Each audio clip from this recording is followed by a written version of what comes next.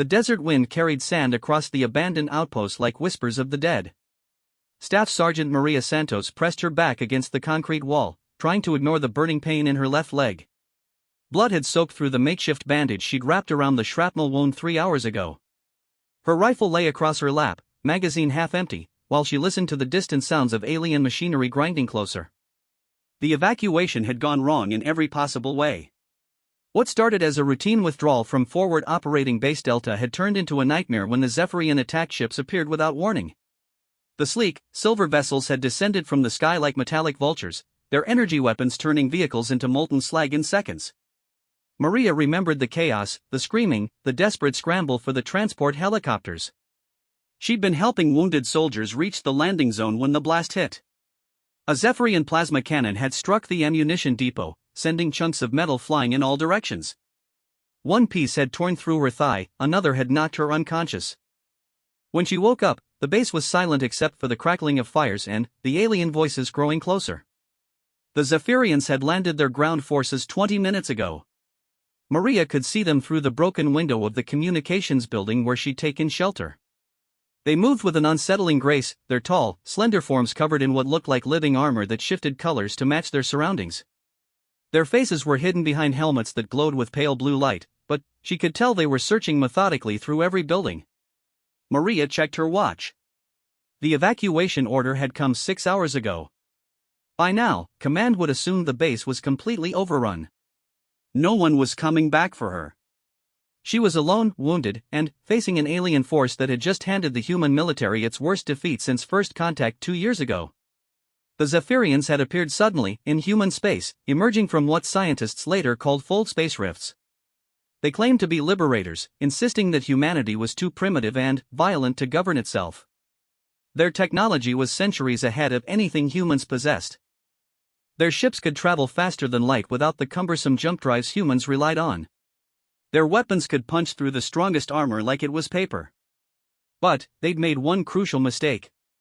They'd underestimated human determination. Maria shifted position, biting back a groan as her wounded leg protested. She could hear alien voices outside, speaking in their musical language that sounded like wind chimes mixed with whale songs. Through the window, she watched 3 Zephyrian soldiers approach the communications building. Their movements were coordinated, professional. They'd done this before. The lead Zephyrian stopped at the entrance and spoke into a device on its wrist. Maria didn't understand the words, but the tone was casual, almost bored. These aliens saw her world as nothing more than another conquest, another primitive species to be subjugated and controlled. One of the Zephyrians noticed something and pointed toward the flagpole in the center of the base. The American flag still flew there, torn and scorched but defiant against the alien sky. The 3 soldiers gathered around it, and Maria could hear what sounded like laughter coming from their helmet speakers. The lead Zephyrian drew what looked like a ceremonial knife from its belt. The blade gleamed with the same blue energy as their helmets. It approached the flagpole with obvious intent, and Maria felt something cold settle in her stomach. She'd seen enough war to know what came next. Conquering armies always destroyed the symbols of the defeated. But this was different. This wasn't just about military dominance or political control. The Zephyrians weren't just trying to defeat humanity, they were trying to break the human spirit. They wanted to prove that Earth's defenders were nothing more than primitive savages who didn't deserve freedom. Maria watched the alien raise its energy blade toward the flag's ropes. Her finger found the trigger of her rifle, but she forced herself to wait. 3 against 1, and her in no condition to move quickly. If she opened fire now, she'd get maybe one of them before the others cut her down. Better to wait, to pick her moment, to make every shot count. The Zephyrian began cutting through the flag's support ropes with casual precision. Each strand that parted sent a spike of rage through Maria's chest. That flag had flown over this base for 18 months. Good soldiers had died defending what it represented. Men and women who'd never see their families again had given everything to keep that piece of cloth flying free. The flag began to sag as more ropes were severed. The other 2 Zephyrians seemed to be recording the moment, their helmets glowing brighter as they captured humanity's humiliation for posterity. Maria could imagine the footage being broadcast across the galaxy, proof that Earth's military was finished, that resistance was futile. Her radio crackled suddenly, startling her. She thought the communications equipment was dead, but apparently some backup power had kicked in. Static filled her earpiece, then a voice emerged through the interference. Any station, this is Neptune Actual. Emergency frequency, over. Maria grabbed the radio with shaking hands. Neptune Actual was military code, but she didn't recognize the call sign. Whoever was transmitting was using old-style emergency protocols, the kind special operations units employed when they were operating behind enemy lines. Neptune Actual, this is Bravo 27, she whispered into the microphone, using her unit designation. I'm alone at FOB Delta. Base is overrun, heavy Zephyrian presence. Request immediate assistance, over. The response came back immediately, clear and professional. Bravo 27, Neptune Actual. We're tracking multiple alien signatures in your area. What's your status? Wounded but mobile. Single combatant. The aliens are. Maria watched through the window as the Zephyrian finished cutting the flag free. The red, white, and blue fabric fell to the dusty ground. They're desecrating our flag, Neptune. They're treating this like some kind of joke. There was a long pause before the voice responded, and, when it did, something had changed. The professional calm was still there, but, underneath it, Maria could hear something that made her blood sing with recognition. It was the sound of controlled fury, the kind of cold anger that professional warriors carried when someone crossed a line that should never be crossed. Copy that, Bravo 27. Maintain position and stay hidden. We're going to show these aliens what happens when they disrespect the flag. Neptune Actual out. The radio went dead, leaving Maria alone with the sound of alien voices and the sight of her country's flag lying trampled in the dirt. But, for the first time since the evacuation had gone wrong, she felt hope stirring in her chest. Someone was coming. Someone who understood that this was about more than just military tactics or strategic objectives. This was about honor. The three Zephyrians were examining the fallen flag now, one of them prodding it with the tip of its energy blade. Their body language suggested amusement, as if humanity's symbols were nothing more than primitive decorations. They didn't understand what they'd just done. They didn't comprehend the significance of the cloth they were defiling. Maria checked her rifle again, ensuring the safety was off and a round was chambered. Her leg throbbed with each heartbeat, and she could feel fresh blood seeping through her bandage. But she could still fight. She could still make them pay for their arrogance. The lead Zephyrian said something that caused the others to step back. It raised its energy blade high above the flag, clearly intending to destroy it completely. Maria's finger tightened on the trigger. She might not be able to save herself, but she wouldn't let them burn that flag without a fight. Then, she heard it. A sound so faint she almost missed it over the alien voices and the desert wind. It was the whisper of fabric moving through air, followed by the softest possible thud of boots touching ground. Someone had just fast-roped down from above, landing somewhere behind the communications building. The Zephyrians hadn't heard it. They were too focused on their symbolic victory, too confident in their technological superiority to imagine that any human could pose a threat. Their sensors probably showed the base as completely clear of resistance. After all, what could one primitive human warrior do against advanced alien technology? Maria smiled grimly. They were about to find out. A shadow moved past the window so quickly she almost missed it. Then, another. Someone was positioning themselves around the flagpole, using the buildings and equipment for cover. Professional movement, the kind that took years to master and could only come from elite training. The lead Zephyrian raised its blade for the final strike against the flag. Its companions continued recording, eager to capture this moment of human defeat for their superiors. None of them noticed the figure emerging from behind a destroyed Humvee 30 meters away. Maria got her first clear look at their rescuer and felt her breath catch. The man was tall and lean, moving with the fluid precision of someone who'd spent years perfecting the art of violence. His uniform was different from standard military issue, darker and more fitted, with equipment that seemed to blend seamlessly with his body. Night vision goggles were pushed up on his forehead, and his face was painted with camouflage that made him almost invisible against the desert backdrop. But it was the patch on his shoulder that made Maria's heart race with recognition. A golden trident crossed with an anchor, surrounded by an eagle. Navy SEAL. The seal moved closer to the flagpole with impossible silence, each step calculated to avoid loose gravel or debris that might give away his position.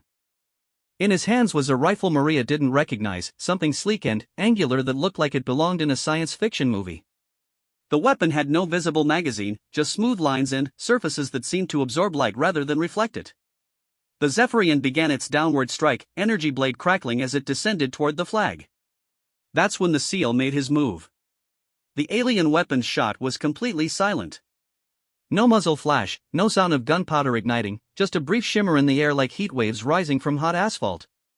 The energy blade stopped centimeters from the flag as the lead Zephyrian's helmet exploded in a shower of blue sparks and alien circuitry. The other two Zephyrians spun toward the threat, their own weapons rising with inhuman speed. But the seal was already moving, rolling behind a concrete barrier as energy beams scorched the air where he'd been standing. His rifle spoke twice more, those same silent shimmers that seemed to bend reality around them. Both remaining Zephyrians dropped, their advanced armor no more protection against the mysterious weapon than paper would be against fire. In less than 5 seconds, 3 of the galaxy's most advanced warriors had been eliminated by a single human soldier. The seal approached the flagpole carefully, weapon still raised in case more aliens appeared. He knelt beside the fallen flag and gathered it in his hands with obvious reverence, brushing away the sand and debris that clung to its fabric. When he stood, Maria could see his face clearly for the first time. He was younger than she'd expected, maybe early 30s, with the kind of weathered features that came from years of dangerous deployments. His eyes were the pale blue of winter ice, and, when he looked toward her hiding place, she felt like he could see straight through the concrete walls.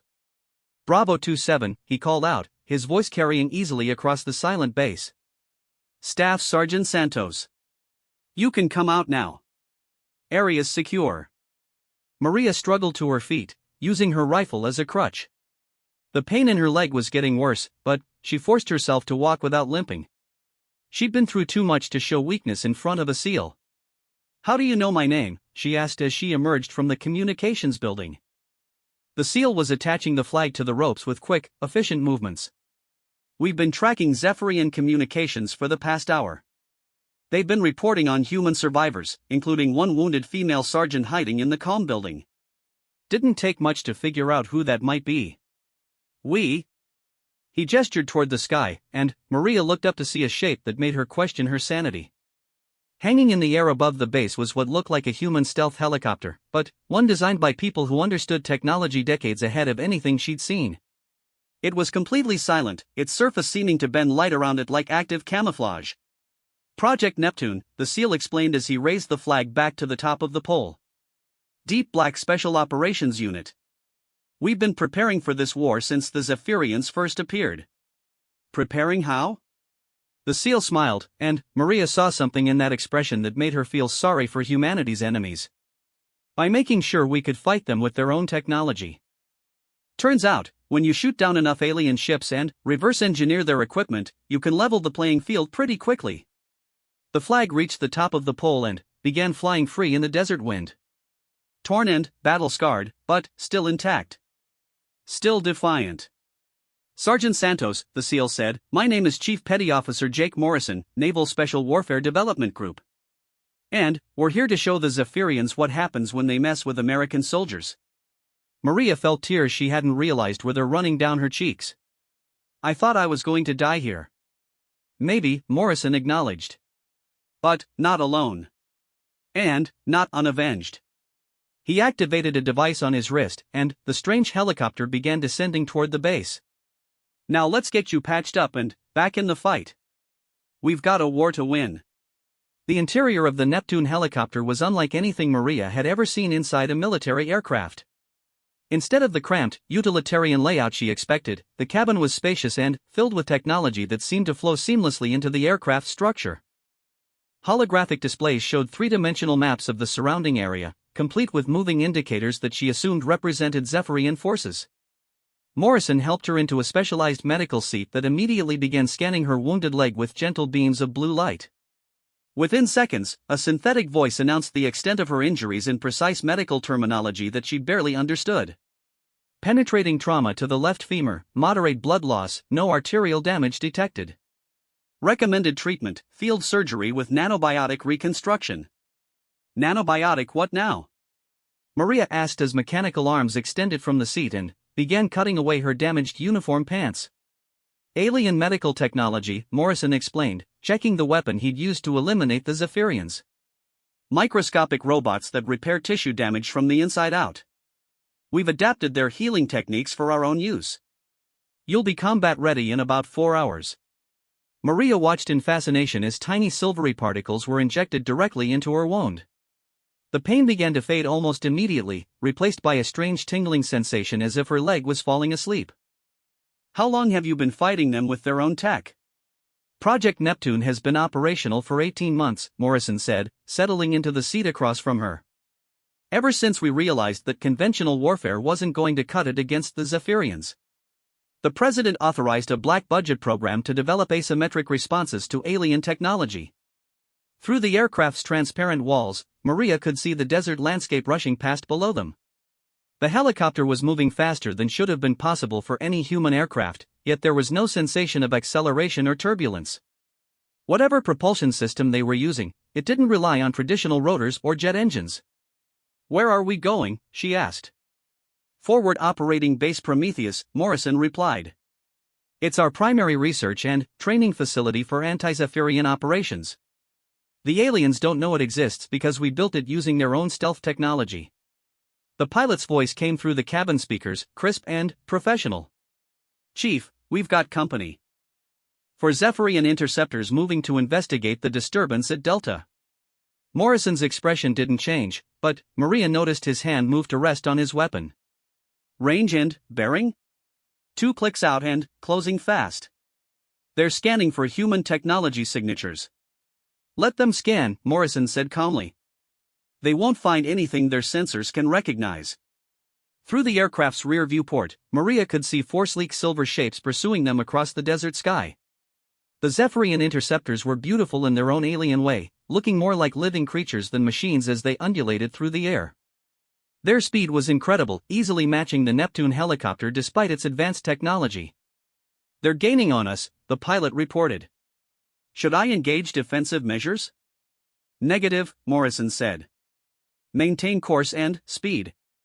Let them get close. Maria felt her heart rate spike as the alien ships closed the distance between them. Energy weapons began charging on the interceptor's undersides, casting eerie blue glows that reflected off the desert sand. She'd seen those same weapons reduce human aircraft to molten slag in seconds. Chief, she said quietly, I don't think they're planning to capture us. Morrison smiled that same cold smile she'd seen at the base. I'm counting on it. The lead Zephyrian interceptor fired first, a lance of blue energy that should have vaporized their aircraft instantly. Instead, the beam passed harmlessly around them, deflected by some kind of invisible barrier that shimmered briefly in the air around the helicopter. Energy shields, Morrison explained as the other 3 aliens opened fire with similar results. Another gift from our Zephyrian friends. Turns out their defensive technology works just as well for us as it does for them.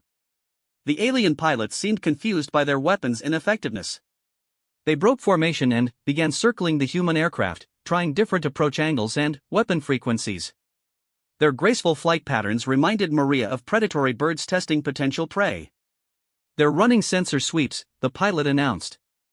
Trying to figure out how we're doing this. Let them wonder, Morrison said. He activated a control panel next to his seat, and Maria watched as weapon ports opened along the helicopter's hull. All this time, they'd been fighting us with one hand tied behind our back. Time to even the odds. The Neptune helicopter's weapons were clearly based on Zephyrian technology, but they'd been modified in ways that spoke to human ingenuity and tactical thinking. Instead of the flowing, organic designs the aliens preferred, the human weapons were angular and efficient, built for maximum destructive potential rather than aesthetic appeal.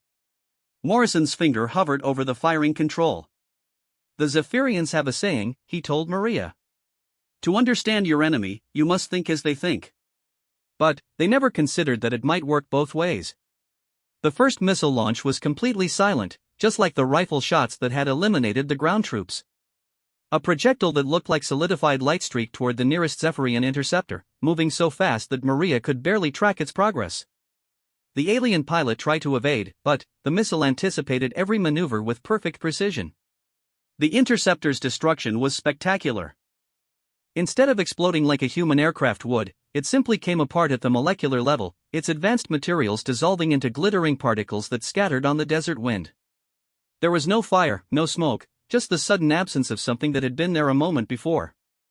The other three Zephyrian pilots immediately broke off their attack and began transmitting what sounded like distress calls. Their musical language took on an urgent, almost panicked quality as they realized they were facing technology that matched their own. "They're calling for reinforcements," Morrison observed, watching the tactical display as new contacts began appearing on the horizon. "Looks like we've gotten their attention. Is that good or bad?" Maria asked. "Depends on your point of view," Morrison replied, launching 2 more missiles. The remaining interceptors tried to flee, but the human weapons were relentless. Within 30 seconds, all 4 Zephyrian aircraft had been reduced to sparkling dust clouds. The pilot's voice carried a note of satisfaction. "Area clear, Chief. No sign of additional contacts." "Roger that. Continue to Prometheus. And patch me through to command. Tell them Neptune Team 7 has made contact with alien forces and achieved a favorable exchange ratio." Maria felt a strange mix of elation and disbelief. In less than an hour, she'd gone from being a wounded soldier waiting to die to a witness of humanity's first decisive victory against Zephyrian technology. The aliens weren't invincible after all. "How many teams like yours are out there?" she asked. "Classified," Morrison said automatically, then seemed to reconsider. "But I can tell you that every major Zephyrian installation on Earth is being watched by Neptune operatives. They think they're conducting a peaceful occupation, but they're actually walking into the biggest trap in human history." The medical seat chimed softly, and the mechanical arms retracted from Maria's leg. When she looked down, she saw only unmarked skin where the shrapnel wound had been. The nanobiotic treatment had worked perfectly, leaving no trace of her injury except for a slight stiffness in the muscle. "How do you feel?" Morrison asked. Maria flexed her leg experimentally, then stood up and walked a few steps. The limb felt completely normal, maybe even stronger than it had been before the injury. "Like I could run a marathon." "Good. Because where we're going, you're going to need to be at peak performance." Through the aircraft's front viewport, Maria could see their destination taking shape on the horizon. At first glance, it looked like nothing more than a small cluster of buildings in the middle of nowhere. But, as they drew closer, she began to notice details that suggested something far more sophisticated. The structures were built into the landscape itself, their surfaces seamlessly blending with the natural rock formations around them. What she'd initially taken for shadows were actually entrances to underground facilities that extended deep into the earth. The whole complex was designed to be completely invisible from above, hidden from both human satellites and Zephyrian sensors. "Welcome to FOB Prometheus," Morrison said as they began their descent. "The most advanced military facility on Earth, and the place where we're going to win this war." Landing platforms rose from concealed locations in the desert floor, their surfaces already prepared to receive the incoming aircraft. As they touched down, Maria could see other Neptune helicopters coming and going from the base, some carrying teams of operators in the same advanced gear Morrison wore, others transporting equipment that looked like it belonged in a science fiction movie. "Staff Sergeant Santos," Morrison said as they prepared to disembark, "what I'm about to show you is classified at the highest levels. The existence of Project Neptune and everything you're about to see could determine whether humanity remains free or becomes another Zephyrian subject species." Maria nodded solemnly. "I understand, Chief." "I hope you do," Morrison replied. "Because as of right now, you're part of Neptune Team 7. Welcome to the most dangerous assignment in human history." They stepped out of the aircraft onto a platform that immediately began descending into the earth. Maria watched in amazement as layers of camouflage armor plating slid closed above them, once again hiding the base from any external observation. The engineering required to build something like this in the middle of the desert was staggering. "The Zephyrians have been monitoring human industrial capacity since they arrived," Morrison explained as they descended. "They know exactly how many ships we can build, how many soldiers we can train, how much ammunition we can produce. What they don't know is that we've been building a shadow military using their own technology." The platform came to rest in a massive underground hangar that stretched as far as Maria could see in both directions. Aircraft that defied every principle of human aerodynamics sat in neat rows, their surfaces reflecting the overhead lights like liquid metal. Technicians moved among them, performing maintenance with tools that seemed to manipulate matter at the atomic level. This is just one of 12 similar facilities, Morrison continued. Each one completely hidden from Zephyrian detection, each one producing weapons and equipment that their sensors can't identify as human technology. They walked toward a bank of elevators, passing groups of soldiers who wore the same advanced gear as Morrison. Maria noticed that while most appeared to be American military personnel, there were faces that suggested other nationalities as well. This was clearly an international effort. How many people know about this? She asked. Maybe 2,000 worldwide, Morrison replied. Presidents, prime ministers, a handful of generals and scientists. Everyone else thinks humanity is losing this war. Are we? Losing, I mean. Morrison was quiet for a long moment as they entered an elevator that began moving both down and laterally through the complex. Publicly, yes. The Zephyrians control most major population centers, our conventional military has been neutralized, and resistance movements have been crushed. But, privately. He gestured toward a viewport that showed them passing through sections of the facility filled with advanced manufacturing equipment and training areas. Privately, we're about to give them the surprise of their lives. The elevator opened onto a corridor lined with briefing rooms and command centers. Through transparent walls, Maria could see teams of analysts working with three-dimensional holographic displays that showed Zephyrian positions across the globe. The level of detail was incredible, tracking individual alien soldiers and vehicles in real time. Tomorrow, Morrison said as they walked toward what appeared to be the facility's main command center, Neptune teams across the globe are going to launch simultaneous strikes against every major Zephyrian installation on Earth. The aliens think they're dealing with a defeated enemy. Instead, they're about to discover that they've been fighting the wrong war from the very beginning. They paused outside the command center, where Maria could see a massive holographic map showing the entire planet. Red markers indicated Zephyrian positions, while blue markers showed Neptune team deployments. There were far more blue markers than she would have thought possible. The Zephyrians made one crucial mistake, Morrison said, his voice carrying that cold satisfaction she was beginning to recognize. They assumed that because their technology was superior, they were automatically better warriors. They never considered that humans might be better at the one thing that really matters in war. Which is? Morrison's smile was razor-sharp. Killing the enemy. The command center at FOB Prometheus was a cathedral of technological warfare. The main floor stretched out beneath a dome-shaped ceiling covered in holographic displays that showed real-time data from every Neptune operation across the globe. Maria felt dizzy just trying to process the scope of what she was seeing. Hundreds of missions, thousands of personnel, all coordinated from this hidden facility in the American desert. Admiral Patricia Hayes stood at the center of it all, a woman in her 50s whose gray hair and weathered features spoke of decades in military service. She was studying the global tactical display with the focused intensity of someone who held the fate of humanity in her hands.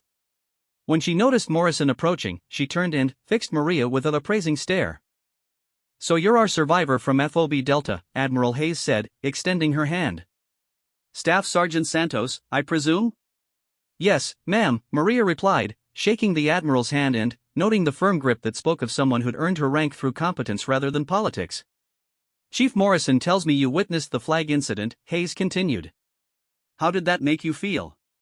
It was an odd question for a senior military officer to ask, but Maria could sense that her answer was important. "Angry, ma'am. Angrier than I've ever been in my life. It wasn't enough for them to defeat us militarily. They wanted to humiliate us." Hayes nodded approvingly. "Good. Because what you felt is exactly what every human being on this planet needs to feel if we're going to win this war. The Zephyrians think they understand human nature, but they've made a fundamental error in judgment." The Admiral gestured toward the holographic displays surrounding them. "They see our military defeats and assume we're a broken species. They observe our political divisions and conclude that we lack unity. They study our history of conflicts and believe we're too primitive for effective resistance. What they don't understand is that humans are at their most dangerous when they're cornered." Morrison activated a control panel, and the main display zoomed in on major cities across Earth. Each one showed Zephyrian occupation forces going about their daily routines, confident in their superiority and the success of their conquest. To Maria, it looked like the aliens had won decisively. 18 months ago, when the Zephyrians first appeared, our response was exactly what they expected, Hayes explained. We tried to meet them with conventional forces, ship to ship, soldier to soldier. And we lost badly. Their technology was simply too advanced for our existing military doctrine. The display shifted to show the early battles between human and Zephyrian forces. Maria watched recordings of aircraft carriers being vaporized by single alien ships, of entire tank divisions being disabled by energy weapons that seemed to reach out from orbit. The scale of the defeat was overwhelming. But, while our conventional forces were being destroyed, a small group of scientists and military planners were working on an entirely different approach, Hayes continued. Instead of trying to beat the Zephyrians with human technology, we decided to beat them with their own. New images appeared on the display, showing the recovery and analysis of crashed Zephyrian ships. Human scientists and engineers worked alongside captured alien technology, slowly learning to understand and replicate the systems that had defeated them so decisively. The breakthrough came when we realized that Zephyrian technology isn't actually more advanced than ours, Morrison added. It's just based on different principles. They use energy manipulation where we use kinetic force. They employ biological computing where we use silicon chips. Their materials science focuses on self-repair and adaptation while ours emphasizes durability and reliability. Maria studied the technical readouts that were scrolling across the displays. Even with her limited engineering background, she could see that the human reverse engineering efforts had been incredibly sophisticated. They hadn't just copied alien technology, they'd improved on it. So you figured out how to make their weapons work for us? Better than that, Hayes replied. We figured out how to make them work better for us than they do for the Zephyrians themselves. You see, their technology is designed for their biology and their way of thinking. When we adapted it for human use, we could optimize it for human tactics and human psychology. The Admiral brought up specifications for the weapons Morrison had used against the alien interceptors. The technical details were impressive, but what really caught Maria's attention was the performance data. Range, accuracy, destructive potential, all significantly better than the original Zephyrian versions. The aliens designed their weapons for precision and minimum collateral damage, Morrison explained. They're trying to conquer us, not exterminate us, so they built their technology to disable rather than destroy. We don't have that limitation. We're not trying to conquer them, Hayes added with grim satisfaction. We're trying to kill them. And human beings have always excelled at finding new and better ways to kill their enemies. A communications technician approached the Admiral with an urgent report. Ma'am, we're receiving updates from Neptune teams worldwide. Operation Prometheus is ready to commence on your order. Hayes nodded and turned back to Maria. Staff Sergeant, you're about to witness the largest coordinated military operation in human history. Every Zephyrian installation on Earth is going to be hit simultaneously. Every alien commander, every occupation force, every piece of their infrastructure that we've been secretly monitoring for the past 18 months. The main display shifted to show a countdown timer. 2 hours and 17 minutes until Operation Prometheus began. Maria felt her heart rate increase as she realized the magnitude of what was about to happen. How many teams are participating? She asked. 112 Neptune teams, Hayes replied. Each one equipped with technology the Zephyrians can't detect and weapons they can't defend against. Each one targeting a specific objective that will cripple their occupation effort. Morrison pointed to various locations on the global map. New York, London, Beijing, Moscow, Sydney, every major city where they've established control centers. Military installations where they're holding captured human equipment. Communication nodes that coordinate their global operations. Supply depots that keep their forces equipped and fed. And they have no idea this is coming? None whatsoever, Hayes confirmed. As far as the Zephyrians know, human resistance was crushed months ago. They've been so focused on managing their conquered territory that they've stopped watching for serious threats. Classic mistake of an occupying force that's been successful too easily for too long. A new voice joined the conversation, and Maria turned to see a man in civilian clothes approaching their group. He was tall and lean, with the kind of intense focus she associated with scientists or engineers. His clothing marked him as non-military, but his bearing suggested someone accustomed to high-stakes situations. Admiral, we've completed final diagnostics on the quantum resonance weapons, he reported. All systems are green for Operation Prometheus. Hayes gestured toward the newcomer. Staff Sergeant Santos, meet Dr. James Chen, Project Neptune's chief weapons designer. Dr. Chen is responsible for most of the technological advantages we'll be employing tonight. Dr. Chen shook Maria's hand with obvious enthusiasm. Sergeant, I understand you were present when Chief Morrison field tested the Mark 7 plasma rifle. How did it perform? It killed 3 Zephyrians in about 5 seconds without making any noise, Maria replied. I'd call that effective. Chen's eyes lit up with scientific excitement. Excellent. The quantum tunneling effect is working exactly as we predicted. The weapon creates a localized field distortion that allows the plasma discharge to bypass conventional matter entirely. To the target, it appears that they're being destroyed by empty space itself. Dr. Hayes said with patient amusement, perhaps you could save the technical briefing for later. We have more pressing concerns right now. Of course, Admiral. I just wanted to confirm that all weapon systems are functioning within acceptable parameters. We've had some concerns about quantum field stability during extended operations. Morrison checked his own equipment, running diagnostics on the various devices built into his advanced combat suit. Field stability has been solid so far, Doc. No anomalous readings during the intercept mission. That's reassuring, Chen replied. The quantum cascade effect was our biggest concern. If the field distortion spreads beyond the intended target area, it could cause significant problems for our own forces. Maria listened to this exchange with growing amazement. These people were discussing technology that sounded like pure science fiction, yet they were treating it as routine military equipment. The gap between what the public knew about human capabilities and what was actually possible seemed enormous. Dr. Chen, she said, how long have you been working on this technology? Since the first Zephyrian ship crashed in the Pacific, he replied. That was about 6 weeks after their initial arrival. The Navy recovered the wreckage before the aliens could retrieve it, and we've been reverse engineering their systems ever since. The breakthrough came when we realized that Zephyrian technology is largely biological in nature, Hayes added. Their ships, weapons, even their armor, it's all based on engineered organisms that respond to specific neural commands. Once we figured out how to interface with those organisms using human brain patterns, we could control their technology better than they can. The countdown timer showed less than 2 hours remaining. Around the command center, activity was intensifying as technicians made final preparations for Operation Prometheus. Communications channels crackled with status reports from Neptune teams across the globe, each one confirming their readiness for the coordinated assault. Morrison received a message on his wrist communicator and turned to Admiral Hayes. Ma'am, Neptune 7 has been assigned to the primary objective in Washington, D.C.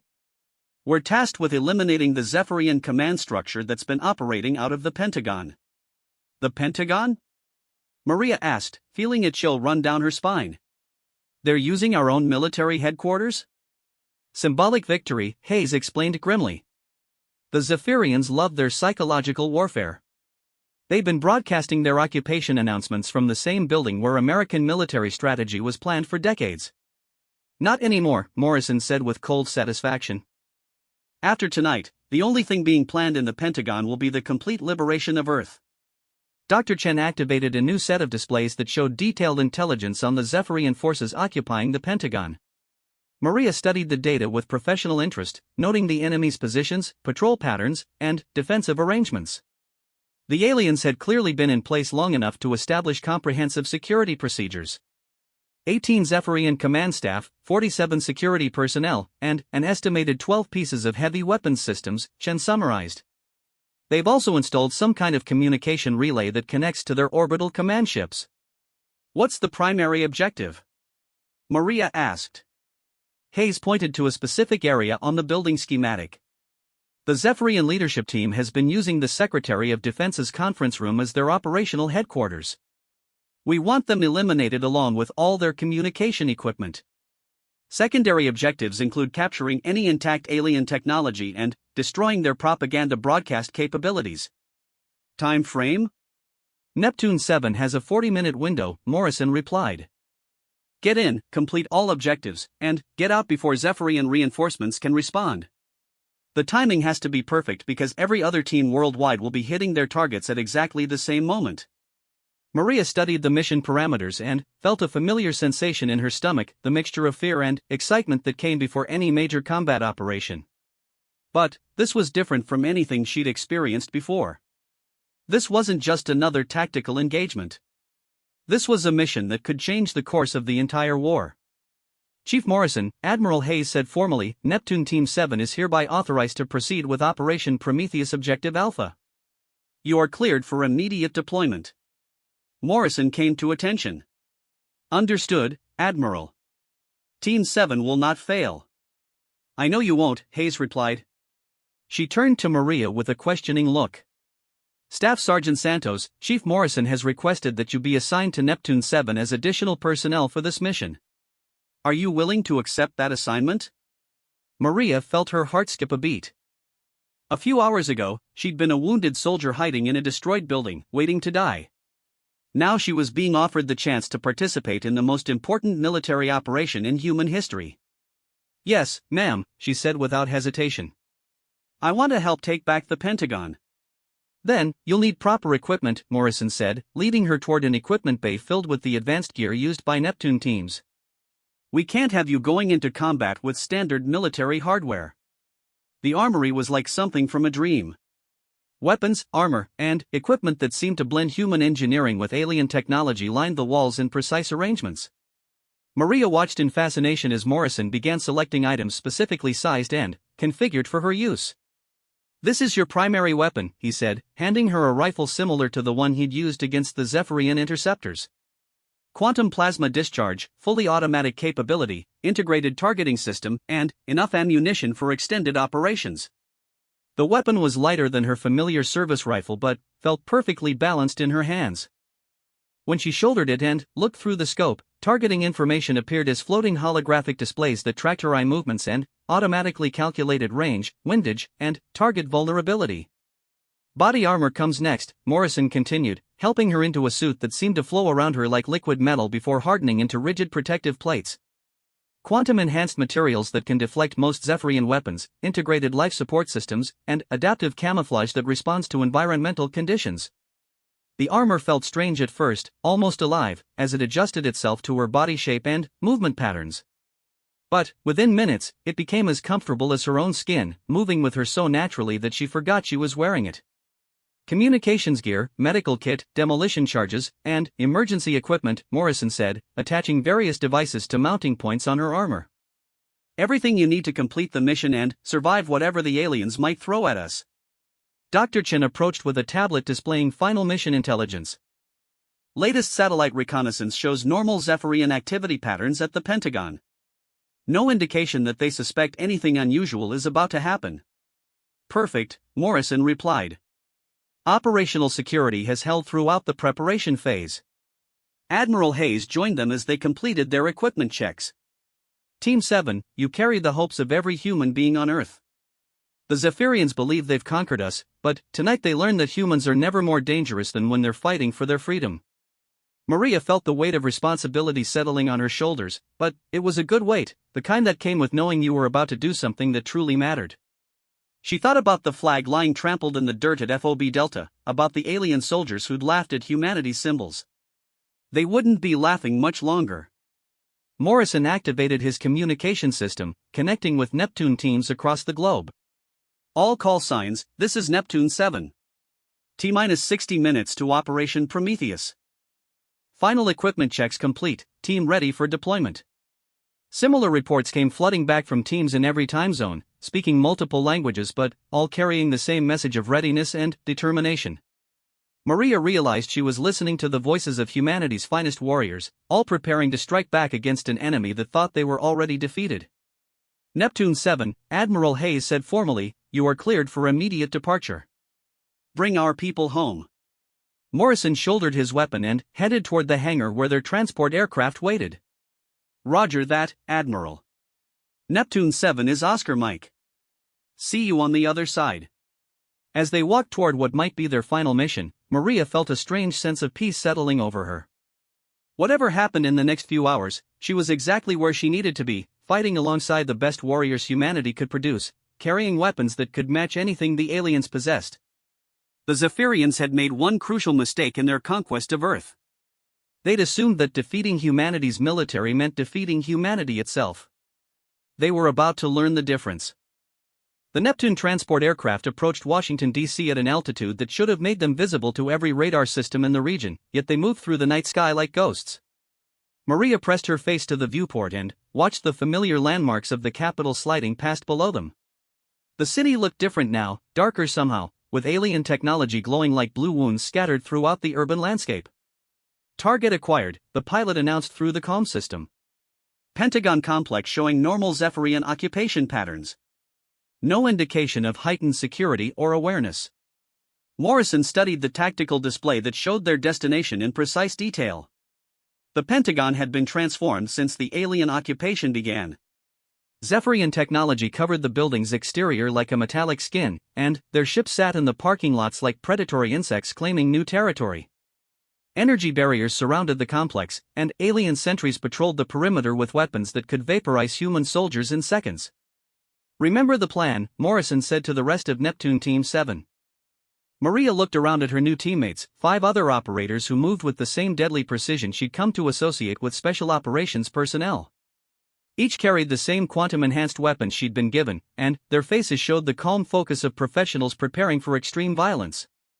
"Infiltration team goes in first," Morrison continued, indicating 3 of the operators on his tactical display.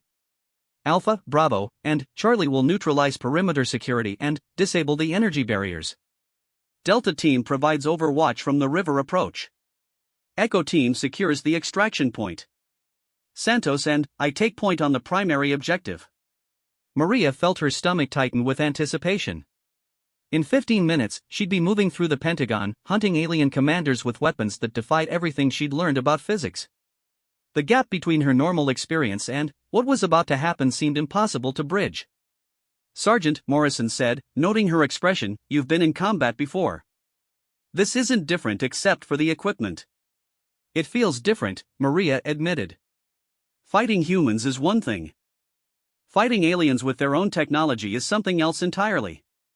"The weapons are different," agreed one of the other operators, a compact woman with lieutenant's insignia who'd been introduced as Alpha Team Leader Sarah Kim. "But the principles are the same.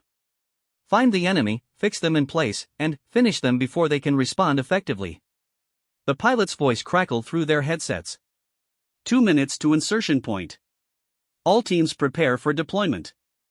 Maria checked her weapon for the dozenth time, ensuring that the quantum plasma discharge system was fully charged and the targeting computer was synchronized with her armor's sensors. The rifle felt alien in her hands, despite its human modifications, like holding a piece of bottled lightning that might turn on her at any moment. 30 seconds, the pilot announced. "Neptune 7, you are go for mission." The aircraft's cargo bay opened silently, revealing the night sky above the Potomac River. One by one, the team members stepped to the edge and activated their insertion gear.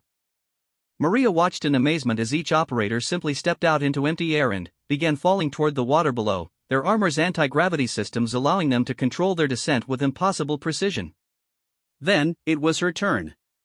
Morrison nodded toward the opening, and Maria forced herself to step forward despite every instinct that screamed against jumping out of an aircraft without a parachute. The armor's systems took over immediately, stabilizing her fall and guiding her toward the predetermined landing point on the riverbank.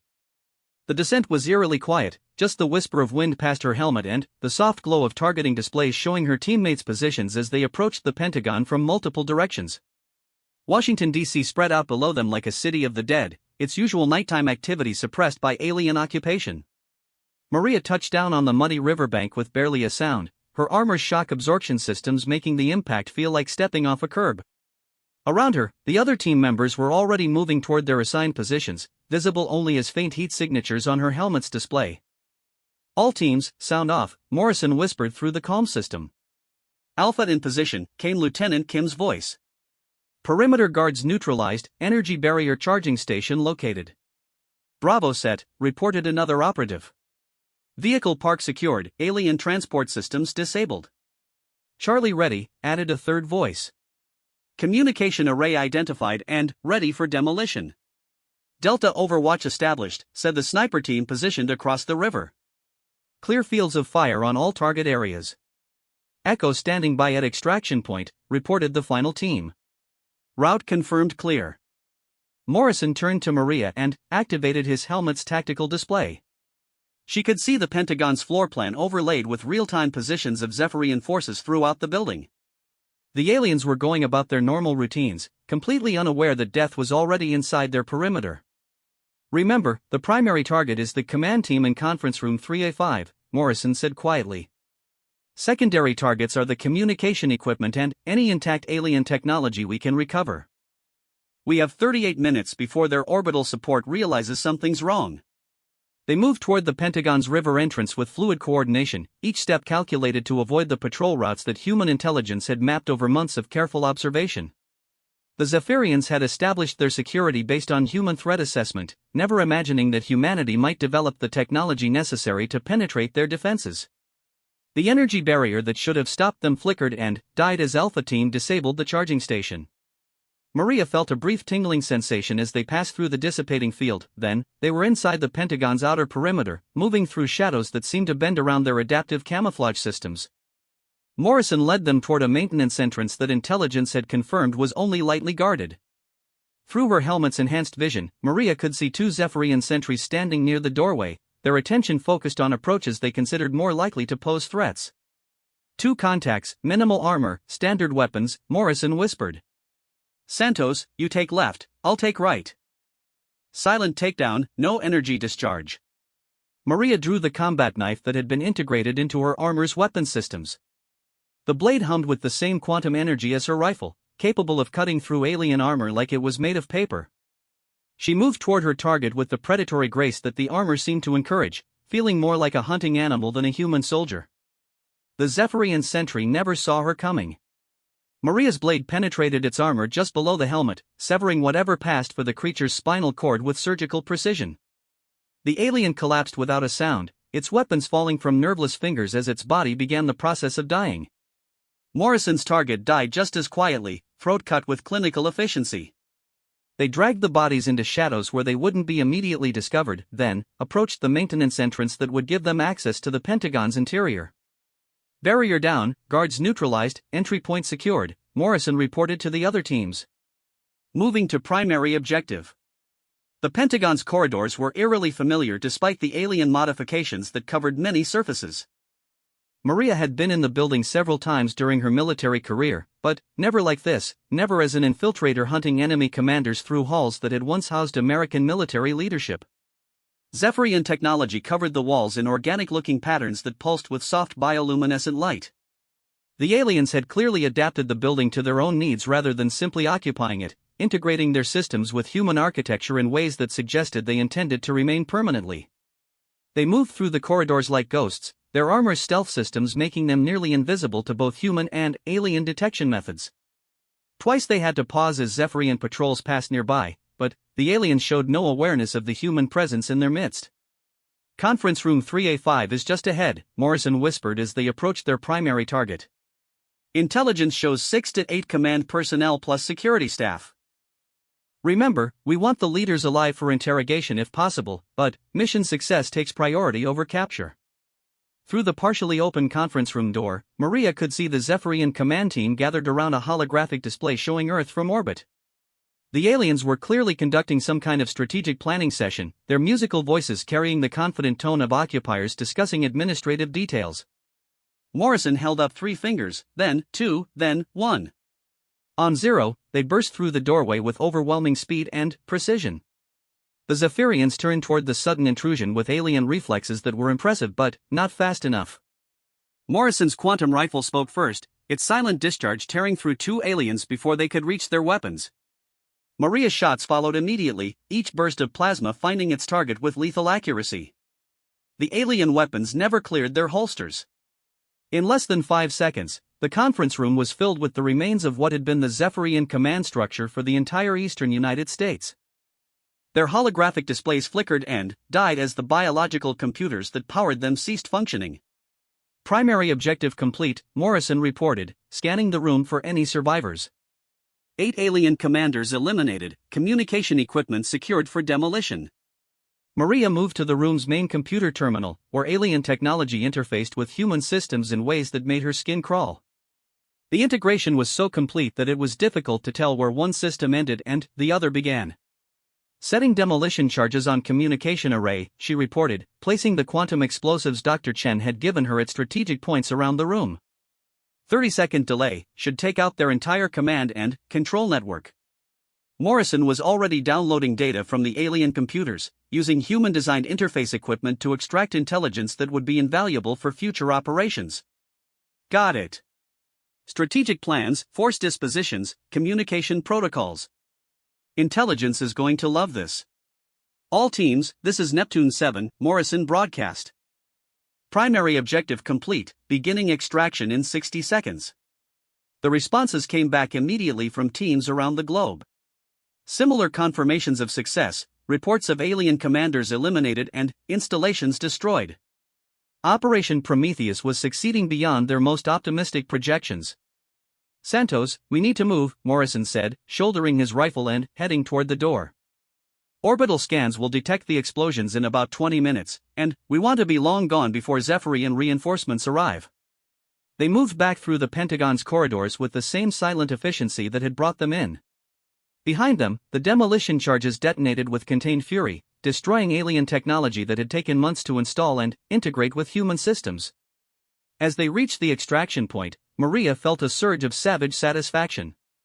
The aliens who had laughed at the American flag lying in the dirt would never laugh again.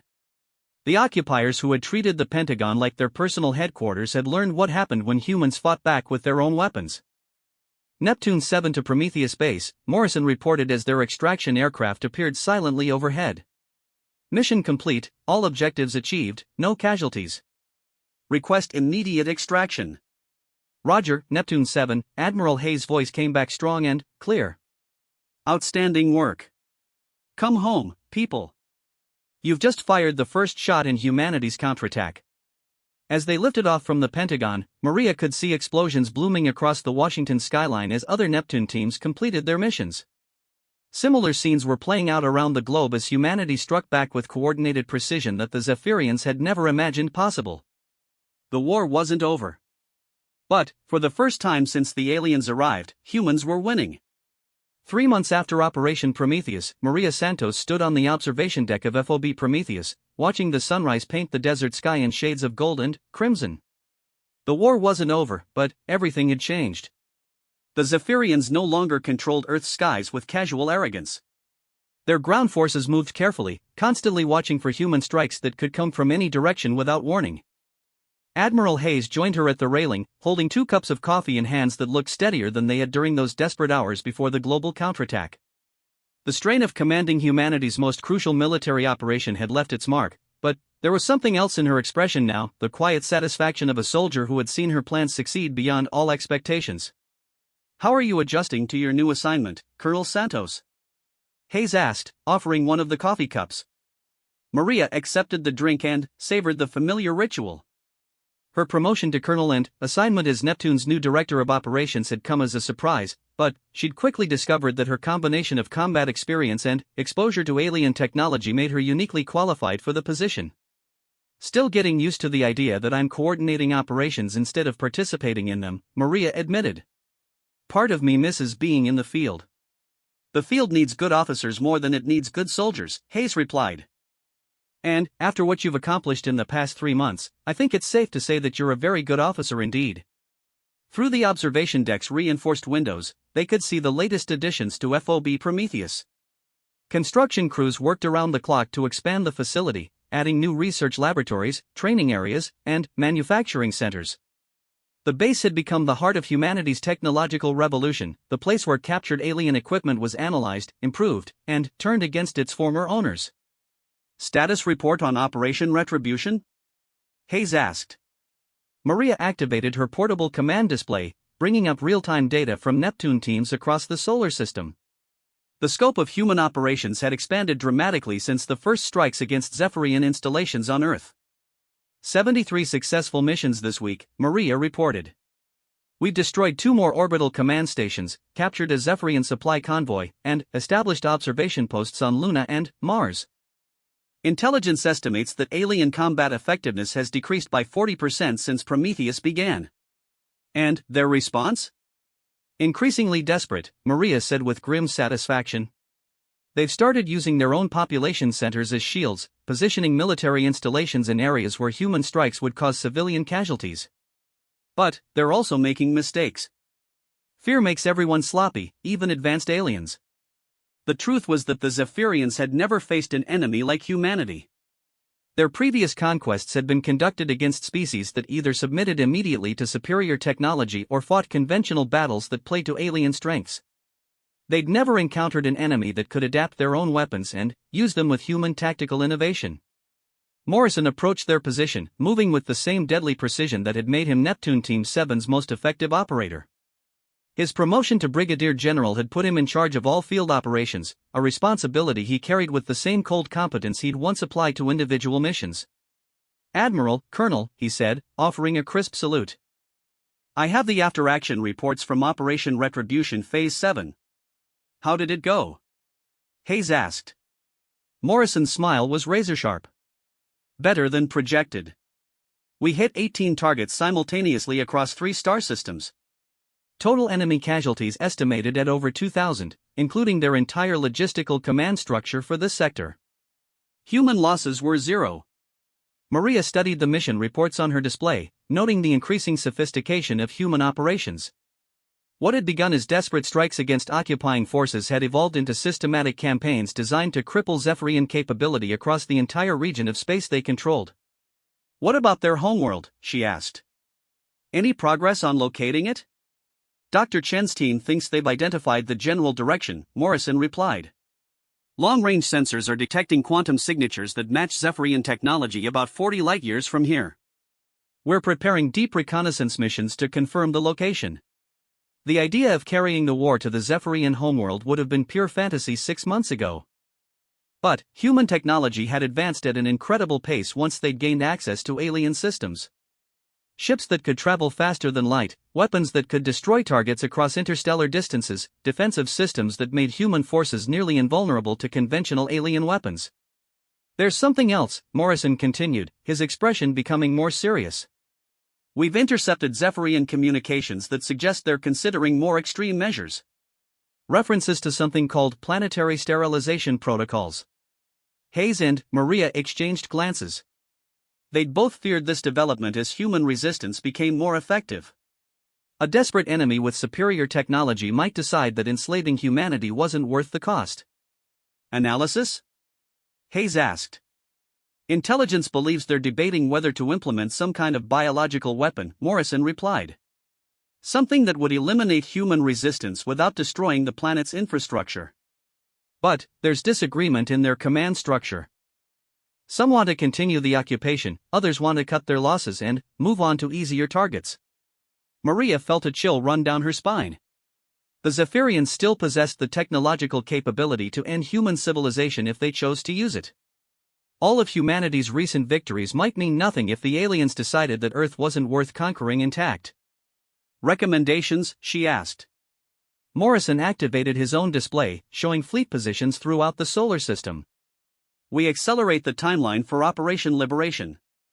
Instead of waiting another 6 months to build up our forces, we hit their remaining installations immediately. Force them to focus on defending themselves instead of planning our extinction. That's a significant risk," Hayes pointed out. "If we commit our forces too early and suffer major losses, we might not get another chance." "With respect, Admiral," Morrison replied, "I don't think we can afford to wait. Every day we delay gives them more time to develop countermeasures to our technology.